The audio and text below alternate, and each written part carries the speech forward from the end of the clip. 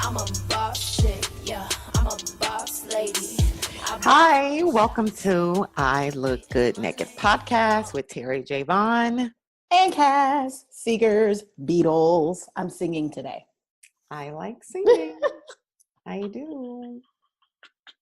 How are you, Cass? Obviously, you're happy and singing. I am. I'm happy. I just got out of yoga class. Sure.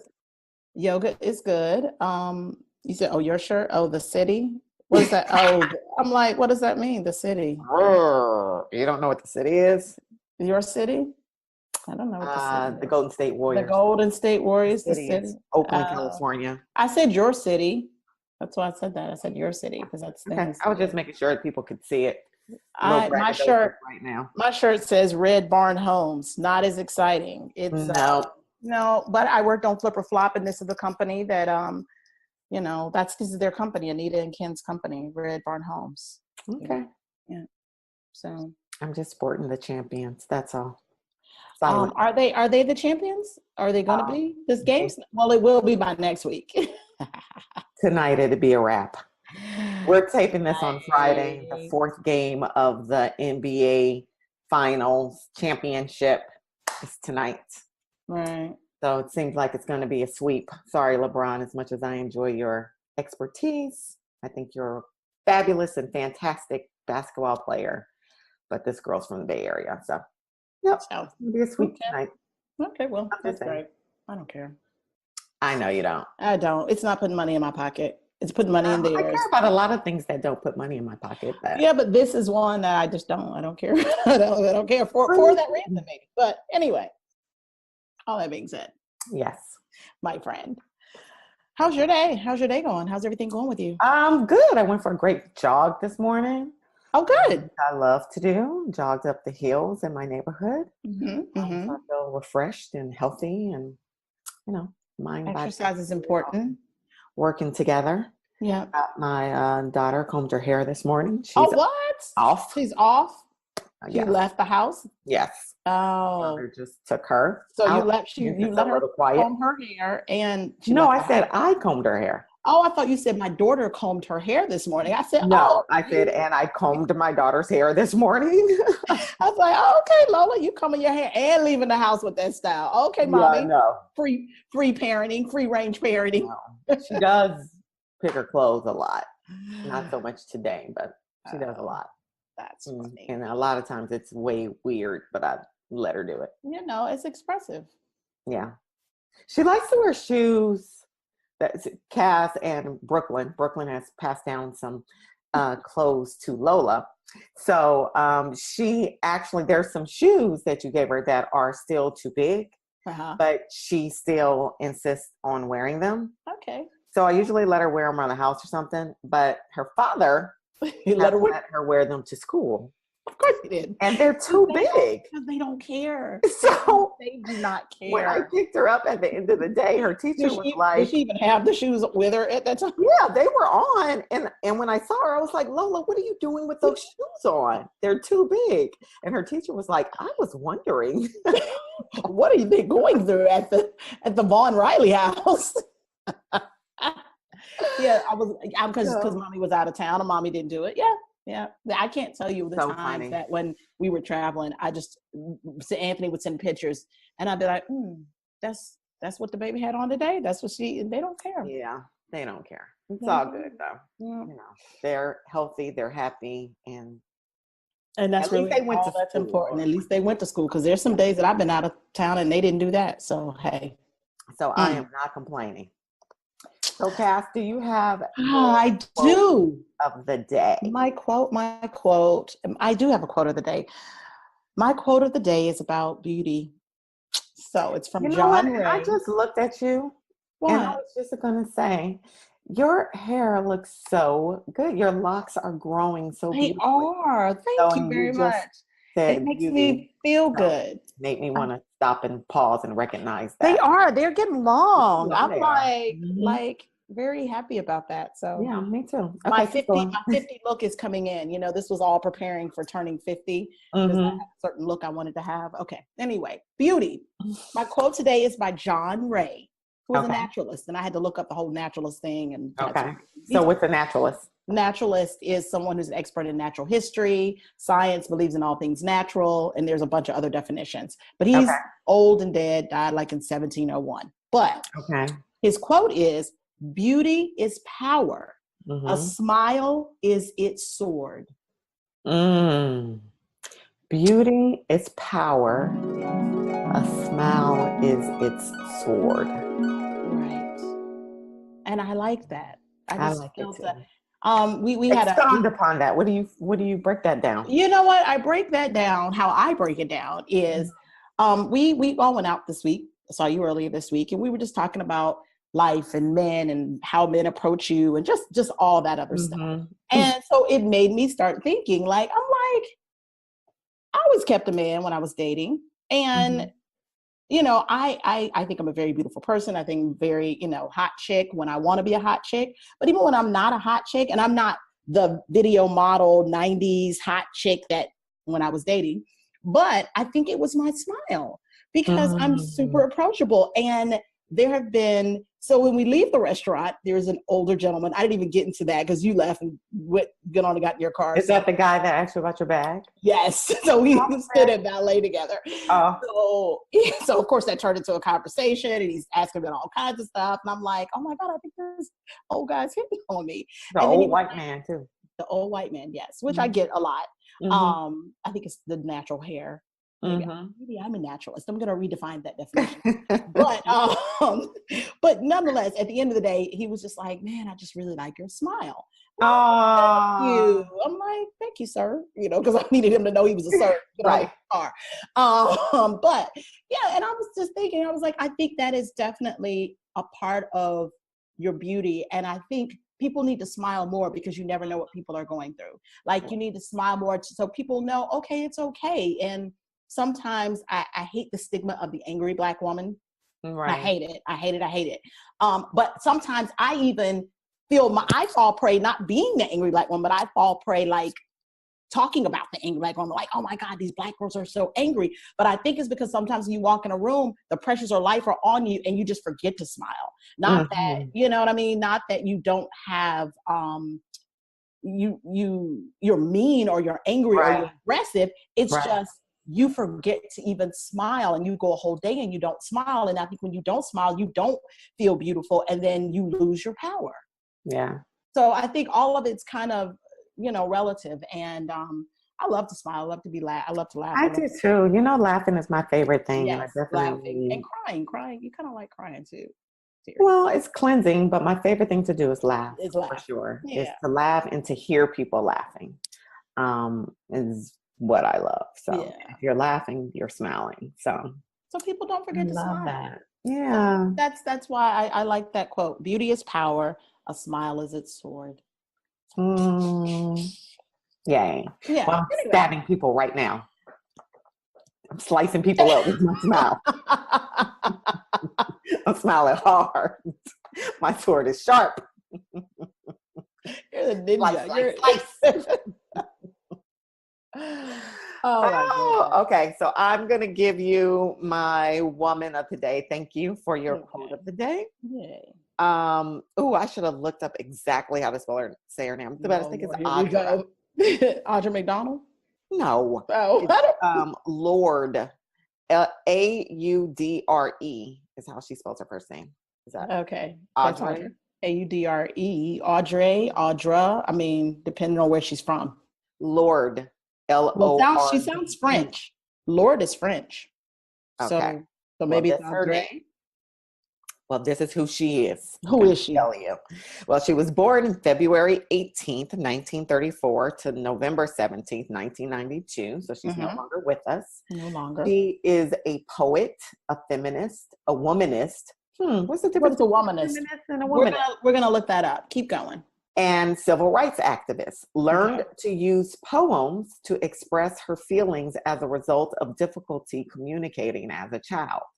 Worked as a professor in the 1950s and 1960s, where she furthered her self-acceptance as a lesbian woman and influenced students to think more deeply. Empowered African women living in Europe to become more conscious through an Afro-German movement she started in Berlin. Okay. poetic and prose works written by Lord dealt with personal issues, feminism, civil rights, and the Black female individuality. Very good. Okay. So, and that let me see her. Let's see her. Let's see her picture. Well, it's kind of dark. Oh, I got really it. Artistic. It's it is black and white, funky. But she's artistic. She's a poet. And she's a lesbian. Lesbians are artistic. They like profile shots. Yeah, very all lesbians I know are very artistic. That is so not right, because I'm sure that there are some that are not. Some lesbians that are not artistic. I'm sure that they are. I think they're all artistic. It's super. Actually, no. My sister's not artistic. She's not like super artsy, Monique. But okay, that's another issue though, because if she was free and happy, but we're not going to talk about her sister-in-law. Right. But I'm just was trying to give you a point. I think she could be though. Well, she loves tattoos, so maybe that's kind of artistic. Maybe, I don't know. I think she's artistic. She's sweet and loving. I love her to death. Yeah, she is very sweet and loving. Okay, so womanism. Okay. Yeah. Well, did you look it up? The difference I did. Between womanism and feminism? Yes. Womanism is a social theory based on the discovery of limitations of the second wave feminism movement in regard to the history and experiences of a Black woman. And it was actually coined by Alice Walker.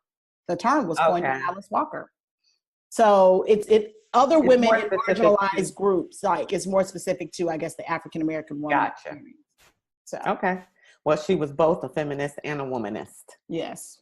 So there you go. So kudos. Thank you, Audrey. I feel like I should really look up how to pronounce her name, and I usually do. Right, you do. Before we start. So I'm going to do that. But while I am looking that up, what just popped up on my computer? While I'm looking that up, what was I going to say? Oh, so talking about our night out the other night. Yes. And we got on the topic of dating and friends that have internet dating. This is our Terry and Cass moment. Our Terry and Cass moment. We went out for tapas and drinks. Cass moment. Yes. So we got into a discussion about a couple of our friends were saying that they internet dated, blah, blah, blah. And I was no, I'm completely against internet dating. You were basically like, it's whack. You were like, whack. I was like, I meant to call you to ask you, was I too mean? Yes, I was going to call you and tell you, like, even for me, like usually I'm very, and it wasn't that you were too mean. It was just that you just overstated it way too much. Like you could say, oh, okay, yeah, I wouldn't do it. That's whack. You probably said it was whack 10 times, and then you just kept saying, because they kept defending it, and I was like, I wouldn't do it. No, like, that's just bad. Don't do it. No. And then you were like, well, I would do it because I would do it, but I would do it as a social experiment. Like it would be fun to me. Like I wouldn't do it because, oh my God, I gotta find a man, because I've just never been at that place in my life where I felt that. Like I've always been able to get men or date, or dating has never been an issue for me. So the things when women are like, I can't find anybody or I can't find a guy, I didn't have that issue. So I couldn't come from that perspective. However, it seems like it would be fun. So from someone who has not been on Match or any of those other things, it seems like it would be fun. And you probably would have a completely different kind of experience because that's what you're doing. Right. But and I know people are going to really hate that I'm saying this, but from the perspective of people that feel like, because basically they start to go to the internet because they are desperate, because they've been out there and they're not finding what they want and they can't attract this or whatever. And I feel like, so you've already set yourself up to be unlucky in finding someone even on the internet, because now whoever you attract, now they're attracted to the desperation of you can't find somebody. And I feel like when you start attracting that, just like in real life, the Right. people that they So you're saying it's no different. You're basically saying it's no different than when you go out and meet people. But and it's when you more meet people dangerous. online. It's more dangerous, and to me, it's more desperate. It's like you're so desperate that you're willing to.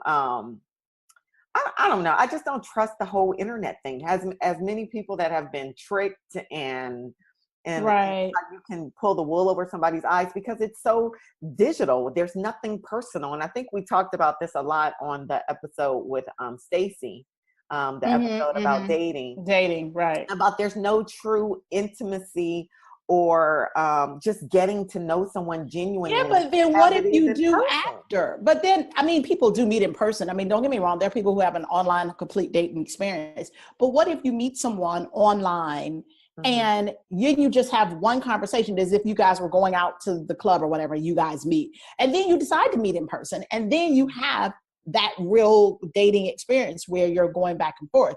And you only use it as an avenue, as a meeting. Okay, I meet this person, and now I will date them. So I really see it as the new club. Gotcha. In many ways. So I don't know. So that's why I'm all for it. You know, I am all for it. I'm just like, hey, if that's how you want to meet people, it's easier. And I think at the end of the day, people have just gotten lazy. They just got lazy. They just don't want to go out. That's just my humble opinion. Spend money. Clubs are more money. It used to be cheap when we used to go to the club. Clubs aren't cheap anymore. Clubs are like $50 and $60 to get in. Then you got to pay. But you don't have to go. I never went to the club to meet anybody. I wish a lot of people do. Dance. A lot of people do. I don't know. I just feel like if I met a lot of men at the club. I met Anthony at the club. I met my husband. It was a loungy kind of poetry club. Right. We're poets, because we're artistic in a family over here. Right. But yeah, people don't really go out. So I don't know. I mean, I think it's just the evolution of dating, but I do agree that you have to be careful. And I do agree that whatever energy you have that you're putting out there is the same energy that you're going to put. Yeah. And when you meet that person, you're still going to have that same energy. Yeah. So it still may not work, but it's definitely an easier, quicker way to meet your variety. And you can also meet people from all over. Now that part is what fascinates me. Like if you're just in Atlanta or you're just in the city, like I can meet some people in New York, and when I'm in New York, especially if I'm in the dating thing, like, oh my God, I'll be in New York next week. Let me look up this person. So for that, I like that aspect of it, but I'm not dating anymore. So I missed that window. Yeah. I'm dating, my husband, but. Yeah, which is good. Yeah. And maybe you guys should do some online dating. No, I don't think so. Send each other notes. Maybe. Yeah. Texting. Yeah, we do that. We'll do that because he travels a lot. But now my kids be all up in my phone too. So sometimes you can't go all in. I can't go all in. They'd be like, "Ooh, no pictures." What's that? Yeah. Well, we have a guest today. Oh my God, I do want to talk about entertainment news, but we could talk about that with our guest actually on, because she's okay. We'll just do that. And if you want to do the introduction, you can, because I like your introductions. My introductions are never. You do? Yeah, because when I give them, I feel like every time I do my introduction, I feel like you are annoyed because I'm taking too long. Yeah, but they are good. They're good for the people. I probably like yeah. On the phone is blah blah blah blah blah. You do take a long time, but it's good for the people. Okay. It's good for our audience. So I will intro our guest. Is she on? Let me check with our producer. She is on. Is she on? Yep. Okay. Yep, she's on. So she can hear me introducing her. She is. She can hear me. She's on with her earphones. Okay. Oh, she's so pretty. Look, she got her eye things on. I love it. Yes. Okay. So joining us today is a really good friend of mine that I have been knowing way long. Just proud to have her as a friend. She's a beautiful person. She's a super talented actress. You guys know I love funny people. She's hilarious. She makes me laugh. And she's beautiful, and she's hot, and she's sexy, and she's loving and giving. She's like the perfect package, all in one. My really good friend, really good friend, Atkins. Hi. Hi. Good morning. Hi. Good morning. How are you, beautiful girl? I just woke up. Yay! She woke up like this. Like that's right. That's how she wakes up, guys. Literal. No. Okay. Well, let me be honest. So I just woke up about 20 minutes ago. I took a shower. I put mascara, eyebrows on, and blush, and here we are. There we go. Okay. Well, there you go. Perfect. So you look beautiful. Thank you. Hi. Hi. I like this little simple makeup glam. Well, it's not really makeup. This Yeah, it's just juju. little zhuzhing, and any second Varro's gonna wake up and he's gonna be like, "Mama," because he's still sleeping, which is why I overslept, because he never sleeps asleep. Oh wow. Yeah. Well, this is what we love about you, that you're not only a very busy career woman, paving the way in entertainment, working on TV. She's on a hit TV show right now, but she I'm on also Marlon, you is guys. a mom. Yeah. She's also a mom, just a regular mom like we all are. With our kids. They wake up, they interrupt us, they sleep too long, they get up too early. All the regular. They're always hungry. Oh my God, Varro. Let me tell you about Varro. So I had Varro for a couple days this week. He's in Atlanta. And he's so funny. He's just so smart. Brooklyn's like, he's so smart. I like him. Aww. My friend. But we were eating breakfast and Varro, I had 3 bananas. And he's like, well, so he had his eggs and had his little food, but the bananas were behind him. And so I'm like, are you good with your eggs? And he's like, yeah, but I really would like a banana. I said, oh, okay, great. I was like, here's a banana. And then he looks at me. He said, all your bananas are bruised. I said, yeah, can't have no bruised bananas. I said, well, okay, well, then I guess you better eat your eggs then. Thank you, Cass. Keep it real. Eat your eggs, man, boy. But I love kids, man, because they keep it honest. They keep it real. They do. It's like you and your little lousy bananas, man, can kick rock. Right. Right. That's funny. Oh my God. That's mom life. Anyway, Essence. Hey, yay. It's very good to have you on I Look Good. Yeah. Thank you for being on I Look Good Naked podcast. Listen, I was almost doing I Look Good Naked podcast. Naked. That would have been fine with us and our viewers, I'm sure. Yeah, I'm sure. They would have been Don't know if it would have been fine with NBC, but yes, it would have been fine with our viewers. Yes. So, Essence, let's just start with where you are now on Marlon. I mean, you have a long resume. And hopefully we'll get to some of that just to talk about your journey and how you stay, just grounded and marching forward and keeping yourself relevant. But right now you're on Marlon, which is on NBC. NBC. And tell us about the show and not just about the show and what it's about, but you're very much like me and feels like there's a purpose in every moment, in every gift that we're, every time we get to work on something, that there's more of a purpose to it. So let's talk about what you feel like the purpose is in your life right now, the significance of you being on this particular show at this time, and just about the show.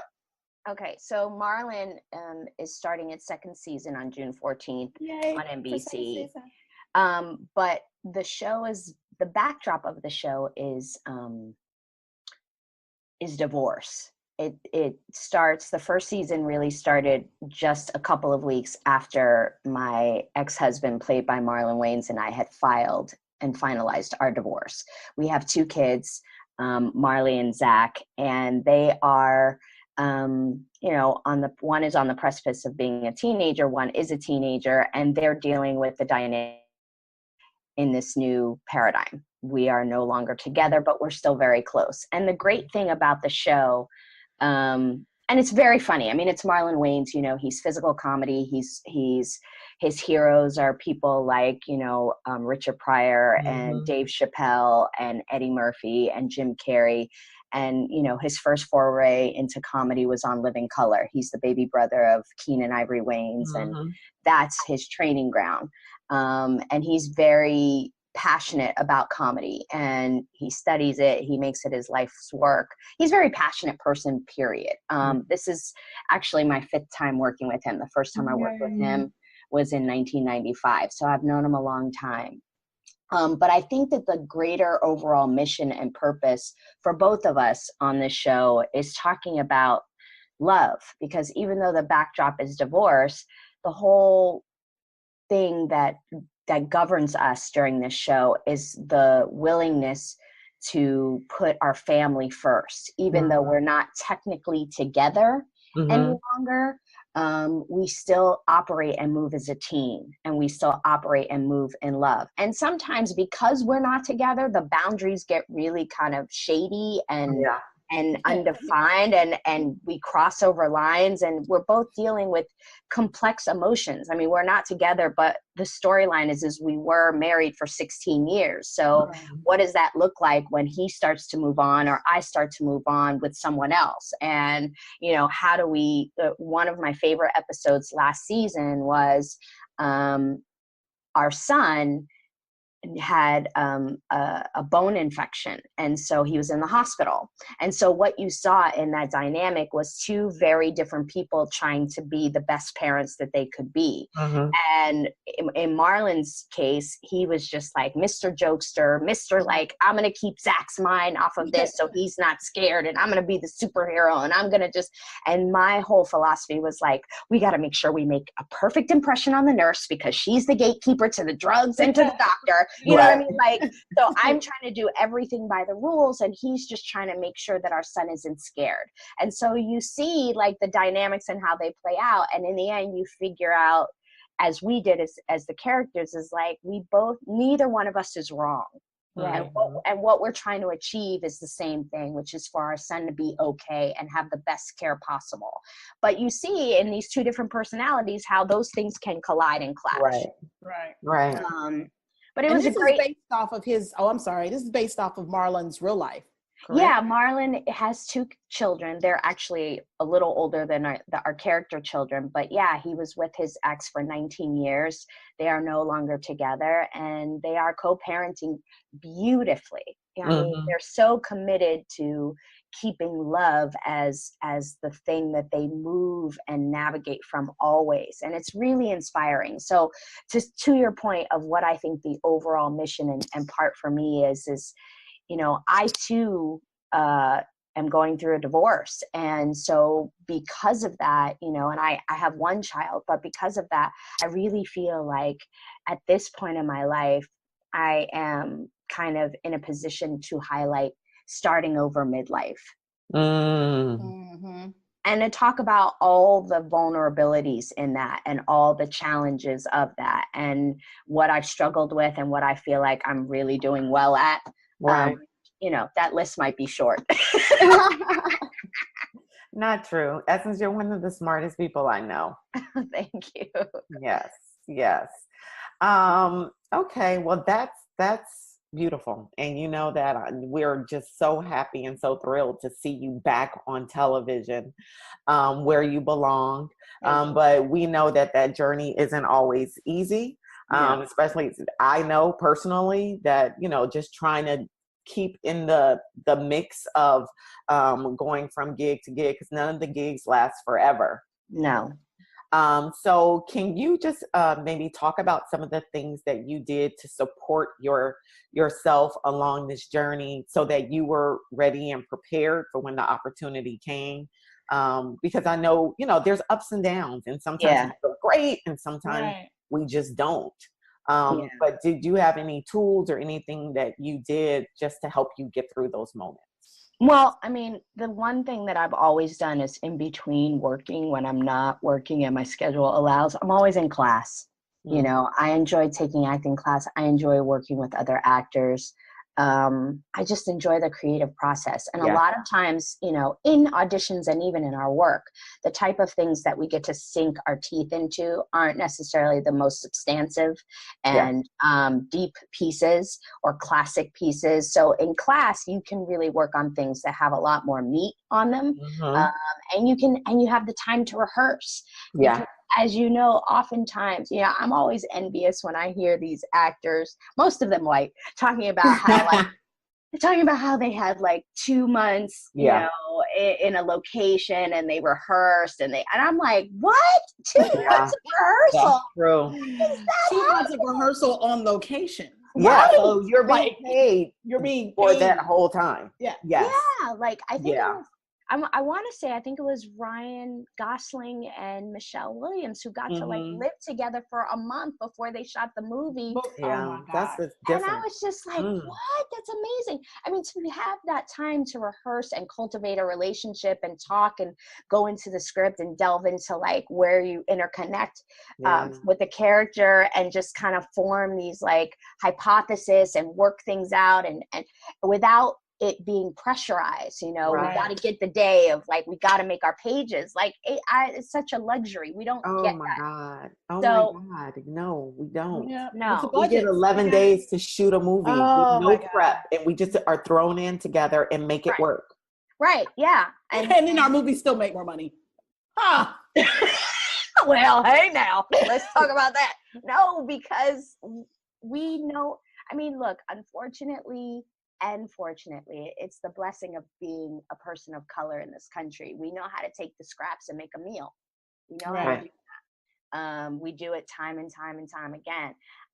What I hope for and what I love is in, you know, hopefully the post Black Panther era, people can see that like we can substantiate a bigger budget, that we can flourish when we have time, and that we are, you know, culturally relevant around the world. It's not just relegated to the Black people of the United States who love us. It's like, no. But that's a whole nother story space. So, so I'm in class, I go to class, that's important to me. But, you know, spiritually, like everything is about God. Everything is like connecting to a higher power for me. Everything is about what am I, even in silence, even in the pain, like remembering, that's the key, remembering that everything is meant to bless me. So in the season of where I feel like I'm in lack or I'm in emptiness, like what is God trying to get me to focus on? Because when you start peeling away all the busyness, you can really focus on some deep-rooted stuff, or you can really I think that warrants you saying that again, because that was really, really important about even Everything in the everything is for a lesson for you, and for a blessing. Is a blessing for you. Even the hard when you just feel lost and confused, or you lose the job, or you lose the woman, or you lose the man, like every moment is meant for a blessing, for something. Yeah, it is. I mean, you know, and there are hard things. We go through hard things. I mean, 2 months ago, my 2.5-year-old niece died in her sleep. And, you know, we still don't have the autopsy report back because, you know, unlike on TV, it takes 12 to 14 weeks to get an autopsy report. Does it take 48 hours? No. I mean, maybe if the FBI were working on the case, it would take 48 hours. I don't know. But, you know, because there's no foul play, they're not really sure what happened. But it posts that dynamic, like she was 2.5, and you wrestle with, like why? You know, you wrestle with the why. And I see my brother post, you know, losing his daughter and the agony. You know, I have a half brother, my baby brother, and I'm watching him navigate this beautifully. And when I tell you, it's made me appreciate the people in my life even more than I already did. And to remember that, you know, we hear it all the time, but tomorrow's not promised. And not to let grievances become so big that they overshadow and overpower the love. You know, and also like you really learn in those moments, like who's got you. And it's really illuminating. It's illuminating for what you think your friendships are and look like, you know, the people who really show up for you and have your back and check on you in those moments. Like, you're like, oh, maybe it isn't always necessarily the person you thought would be there. You know? So I really appreciate those dark moments for what they show me, what they teach me about myself, what they teach me about the village around me.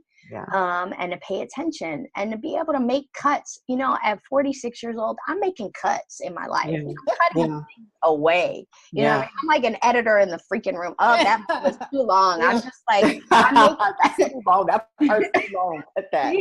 We got it. We got it. Like, let's be succinct. Let's be succinct. We don't need to repeat this moment 12 times. We got it. You know, I'm assuming my audience is intelligent enough where we only needed to see it one time. And it's the same thing in my life. Like I feel like the time, you know, they say that as time goes by, it gets existentially faster. Right. And the thing is that for me, I feel like, and I hope I just get the lesson faster. That it doesn't take me so long. That's my prayer. Like, that is my prayer. Like, get the lesson. Like, Lord, be still. For me, that's always my challenge because I'm too busy trying to figure out the lesson myself. Wait, hold on. It's funny that you said be still. Oh, okay. What do you? Oh, be still. Know that I am. Yes. Because that is the challenge. We get so, especially as intelligent women, intelligent people, we're trying to figure it out. We're trying to figure out the lesson. Like, okay, I got to get the lesson. Let me figure out the lesson. And then you just get so busy and so caught up in whatever your thing is that you can't even be still enough to hear God tell you what the lesson is. And that is what I have learned over my last couple of years in life of just really trying to study, meditate, and be still. So that I don't repeat the lessons. Meditation is for me. Meditation's critical. I mean, you know, my prayer life has been active, but my still life is something I'm learning. You know, and especially now, like you said, Terry, as a mom, you know, we can really get caught up in all the things, the to-do list that's grown, that never ends, period. Like, you know, when I was a single person, my to-do list, I could get it all done. My God. It ended at 8 o'clock. Right. It doesn't stop. So. It doesn't stop. And then, you know, now that he's in school and I get these emails from the school, I get so hot. I don't know about you guys, but I'm like, can you just put everything you want in one email? Nope. Why am I reading 5 emames a week about different things? Because everybody has a committee and everybody's over a different email. So I get emails from this person about this committee and then you got your teacher sending the emails and you got the principal sending the emails. And then you have the other mom sending the emails. I'm just like, oh my gosh, I can't with all of you people. Like, I need one email with all of you people. Man. Speaking, it's like she felt we were talking about her. Why are you joining the podcast today, Brooklyn Beatles? Okay. All right. Say hi and then you leave. All right.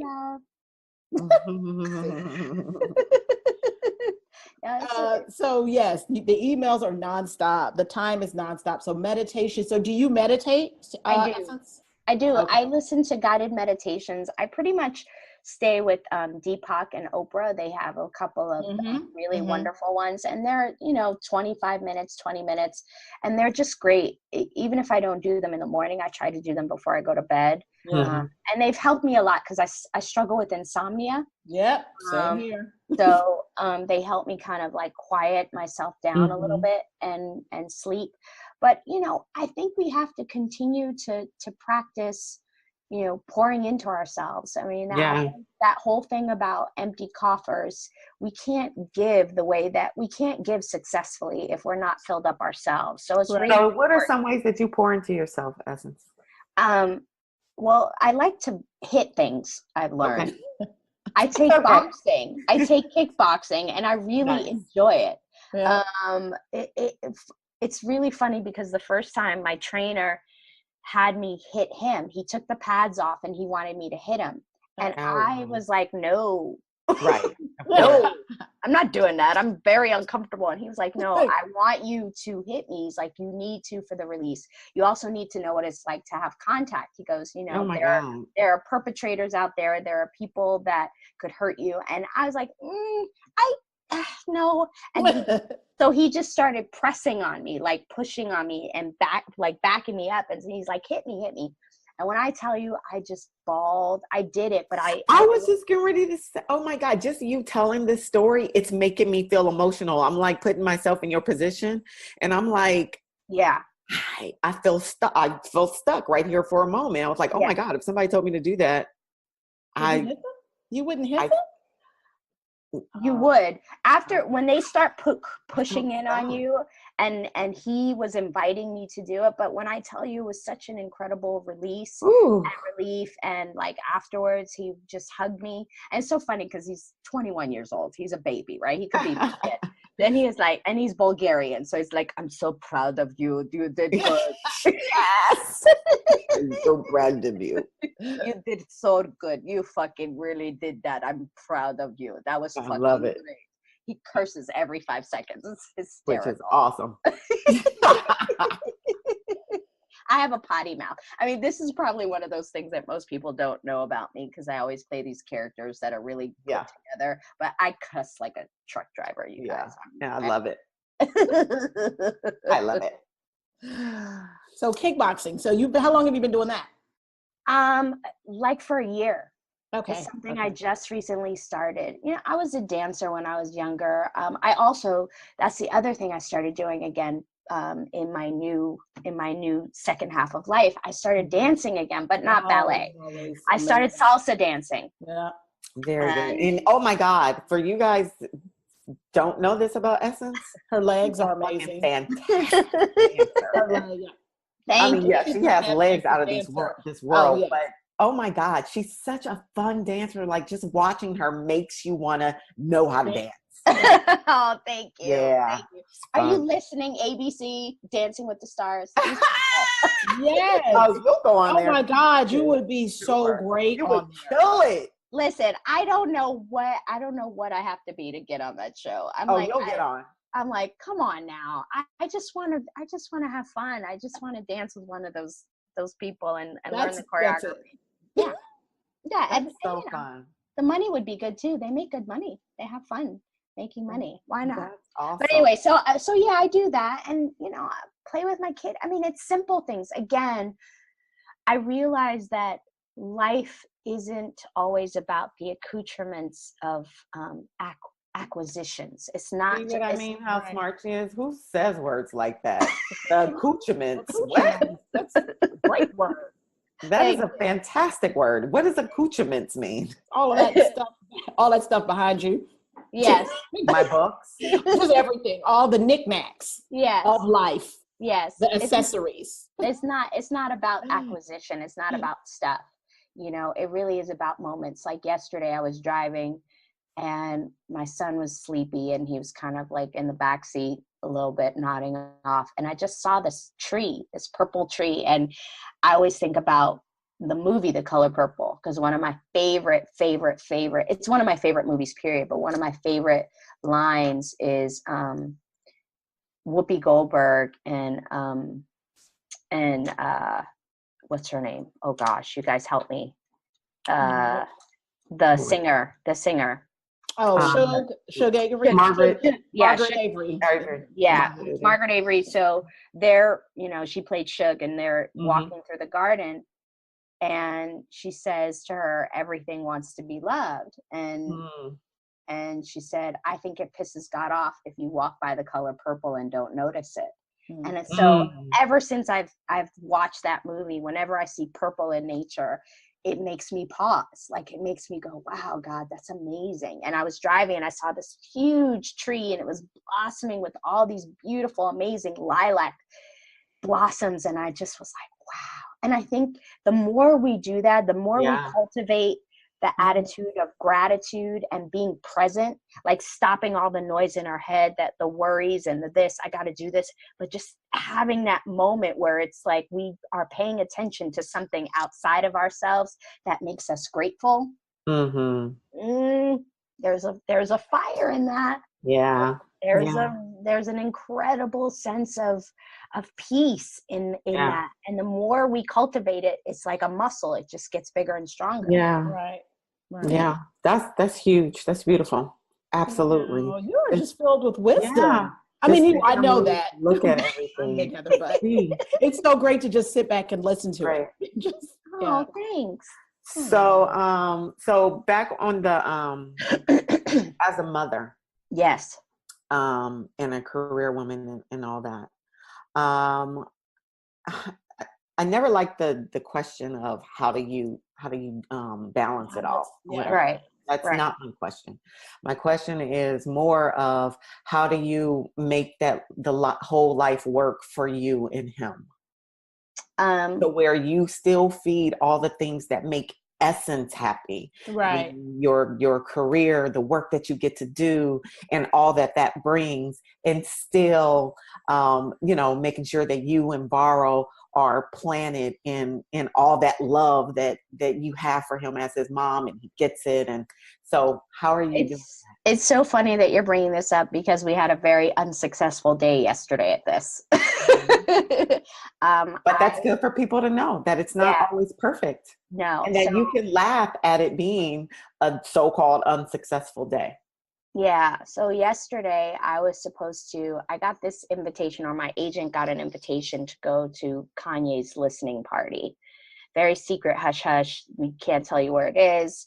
We're going to send a car for you, bring you to the listening party here in LA, and bring you back. And I was excited. And the reason I was excited is not because I'm a huge Kanye West fan, but I was like, first of all, how did I even get on that radar? Right. Because that means Dancing with the Stars is right behind you. Exactly. I'm like, how did I even get on this man's radar where he would take the time to send a car for me to come to his listening party? But I was also excited because, a lot of people always talk about the genius of Kanye and the kind of out of the box thinking of Kanye. And I was open to observing that. I was open to being in the same room with him and seeing, like, what is it like to be in the room with someone who has so many different perceptions of who he is, and to just kind of people watch. I thought it'd be fabulous people watching. Yes. So anyway, Varro and I were coming from his godparents' house, and where he had enjoyed the afternoon of swimming. And, I was telling him about how the evening was going to proceed. The babysitter was coming, and I was going to leave at 7:00 and blah, blah, blah. And he started making faces at the babysitter. And I was like, what's up? You don't like the babysitter? And he's like, no. And I said, okay, well, why not? And he was like, well, because I just don't like them sometimes. And I was like, but why? And then he goes, well, I said, is it because that means mommy's not there? And he was like, yeah. And then he started crying. Mama, you're always not there. And Mama, you're always busy. Now, of course, none of this is true. The exaggeration of, like, and I'm trying to be logical at first and combative with him. I'm like, well, that's not true. I said, I just finished working on the show. We just spent 6 days together. We went to Atlanta. We went to Chicago because we went to see his god brother graduate high school. And then we were in Atlanta working. But I was just like, I'm not always busy. But he was crying. And so I called my manager and said, I'm not going. Tell him, forget it. I'm not going. I have a kid crying in the car, and it's just not fun for me to leave him when he's hysterically crying, saying, I always leave. I'm always working. I'm always busy. Mm-hmm. And so I get off the phone, and he's like, Mama, you can go. And I'm like, no, I already canceled. No, I'm not going now. Okay. Because the whole fun of this whole thing has been robbed. And, so we get home, and, he's like, I'm sorry, Mama.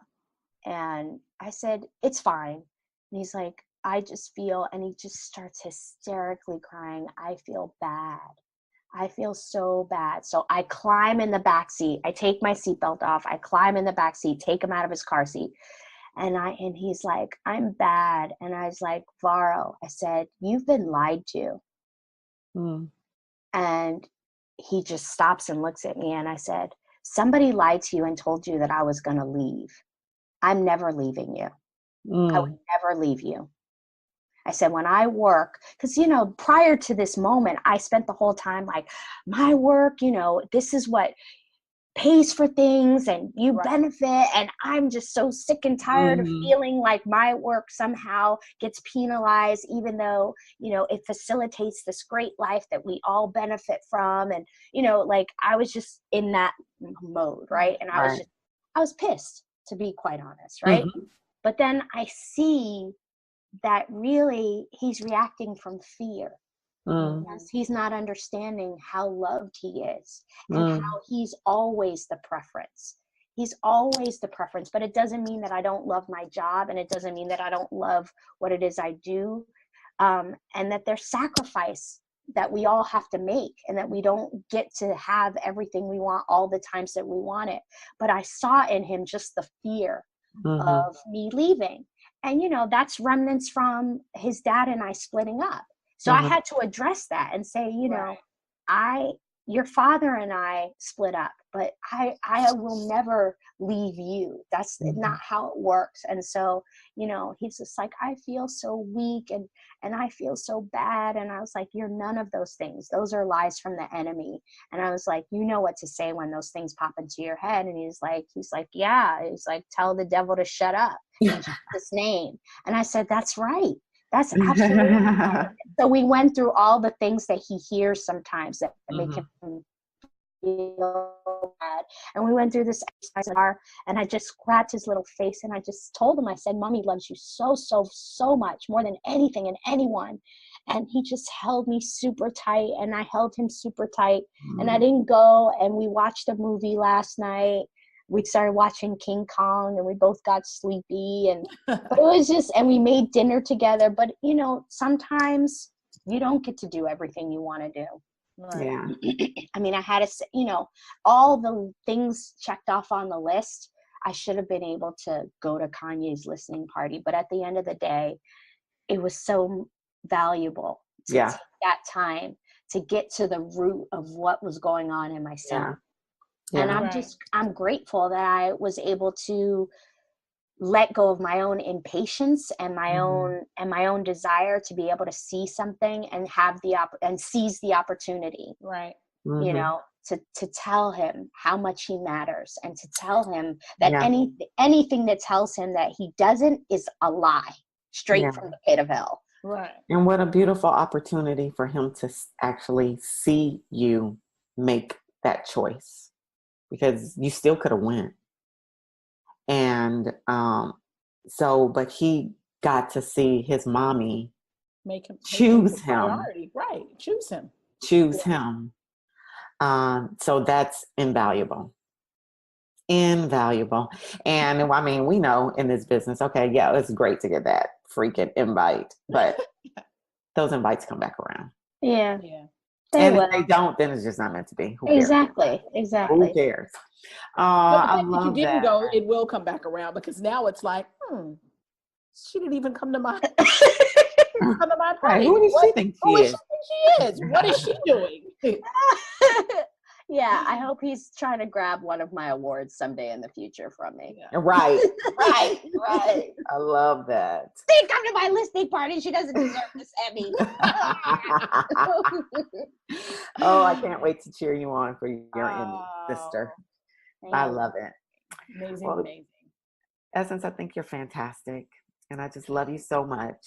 And appreciate you joining us and sharing a little bit of the essence that we get to know and love on. Yeah. Cass, was there anything else you wanted to ask E before she leaves? No, that's it. I mean, I think it's beautiful. We've talked about a lot of beautiful things: love, light, family, mommyhood. Yeah. You said you had your essence. What's your entertainment. Time? Cass had an entertainment. But you know what? It's actually a somber note, but it's actually will be good about taking those times and taking those moments, because we lost two very big people this week to suicide. Anthony Bourdain and Kate Spade. It's like the people that you think, what's wrong with your life? From the outside, you look in and you're like, you're traveling all over the world. You have $1 billion brand. Right. Clearly everything is beautiful and amazing, but you don't know what people are going through. And so I just think this was very apropos, the conversation today about taking time, about loving. We are in such a lack of love right now in this country, in this world, that it's the worst I've ever seen it in my 48 years of living. And so we got to take care of our village. Maybe we can't do the big picture. It has to start with the village. And you are that person. Like, you're in our village and you always bring love and you always bring light. And I'm very thankful for that. But I think that's just a message for everybody. Like, start with your village and start with your family. Do check-ins. Check-ins are so important, man, because people are going through things, and And you never know when you can save somebody with a simple check-in. Yeah. And here's the thing that you realize is that money and success doesn't insulate you from pain. Right. You know, so it's really important that we don't assume that because someone has it all, that they don't have any pain, or that they're not battling self-esteem issues. I mean, those tapes can be really strong. I know that they've lived very strong in me of, you know, feeling like I'm not enough or I'm not worthy in certain areas of my life. And so it's really important that, you know, there's no shame in getting therapy. Right. There's no shame. Listen, Black people, there's no shame in getting therapy. Not at all. Right. Seriously.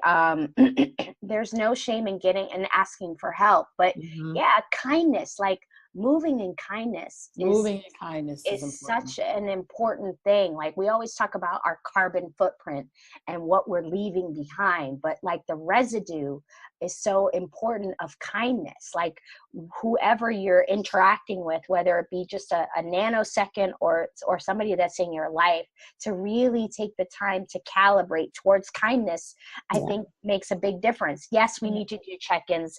Yes, people need to ask for help and communicate. But I think that just in general, as we move and pass other people in humanity, just be in kindness. Smile. Right. That was my quote for the day, was about smiling. Yeah.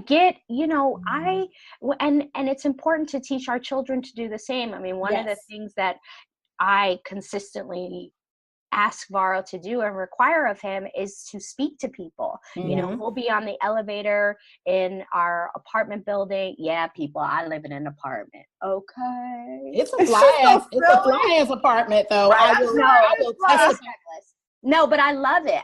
Here's the thing. After being a homeowner for, 17 years, I love living in an apartment. I love when something goes wrong, I can call somebody and be like, come fix it. Bye. Permission. And not think about it. It's been a huge load off my life in the last 2 years. But when we're in the elevator, one of our neighbors gets on the elevator, I'll say good evening, and I'll require Varro to do the same, or good morning, or hello, or how are you? Like, I think those little things will eventually just blossom into such a way of being. And in operating in the world is just not taking people for granted. And whether they're your neighbor, whether you see them cleaning, something in the restroom, whatever, speak to people, be cool.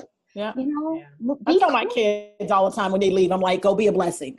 Go be a blessing. Go be a blessing. They're like, oh, here she goes. But I'm just like, go do something. Go be a blessing to somebody when you leave. I love that. Yeah. Oh, I love that. I'm adopting that. Take that. Take it. Take that. Take that. Take that. But that's it, man. It's been a very healing podcast today. I like it. And I love your smile. I love your light. And I just love it. So your light and your hugs. You get really good hugs too. Oh, she needs them. Full body hugs. You get full body hugs. I like when I hug somebody. I like. I'm with you, Essen. Yeah. I'm with you. I only give it if I mean it, and if I mean it, you're gonna feel it.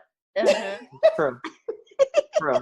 Can't be a whack hugger. Who was that? Somebody just gave me a hug, and it was whack. I was like, absolutely not. I was like, either you don't mean it and you shouldn't hug me, or you're gonna give me a hug. Like, you gotta get. They were like, oh, I'm so sorry, and I was like, yeah, bring it in. It has to be real.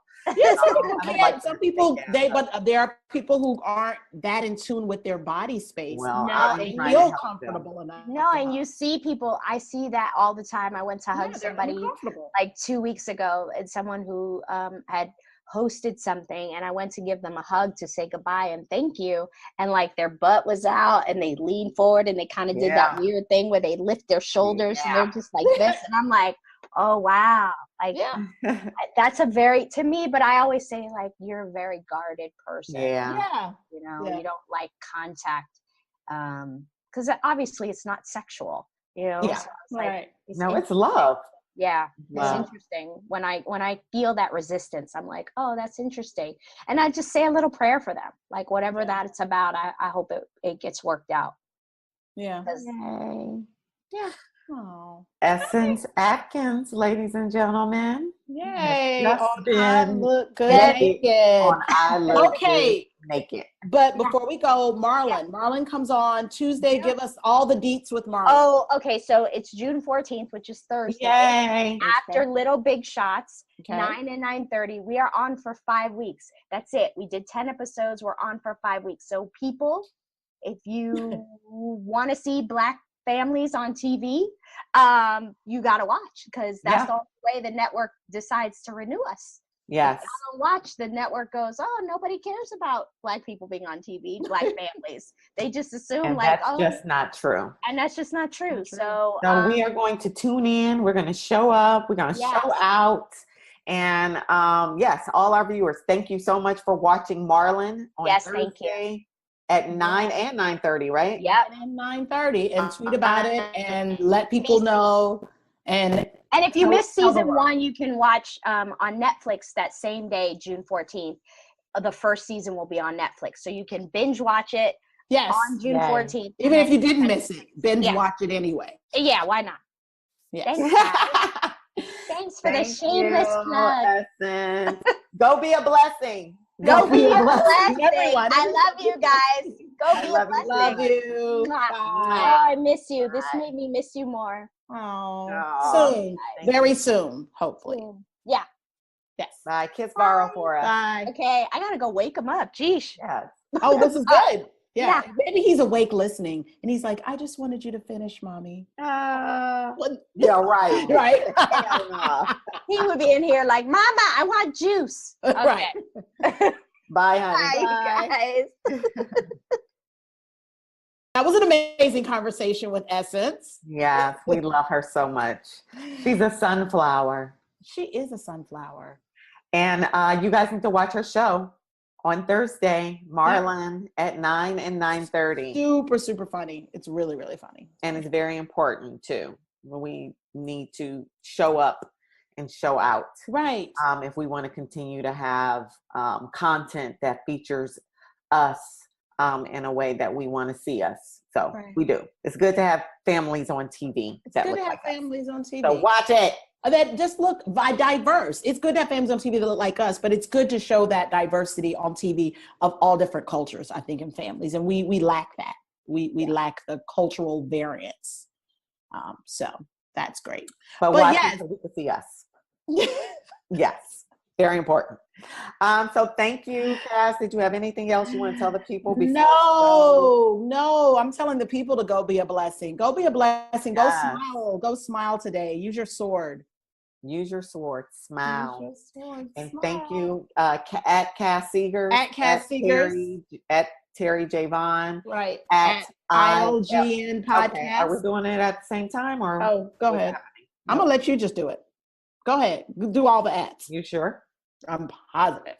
At Cass Seegers, at Terry Javon, at ILGN podcast, at Nina Holiday ENT. See you guys later. Enjoy your week. Go be a blessing. Go be a blessing. And thank you for joining I Look Good Naked podcast. Goodbye. I'm a boss chick, yeah, I'm a boss lady. I be calling shots, I be getting money. I'm a boss chick, yeah, I'm a boss lady. I be calling shots, I be getting money. Nothing can stop me now, I'm on top.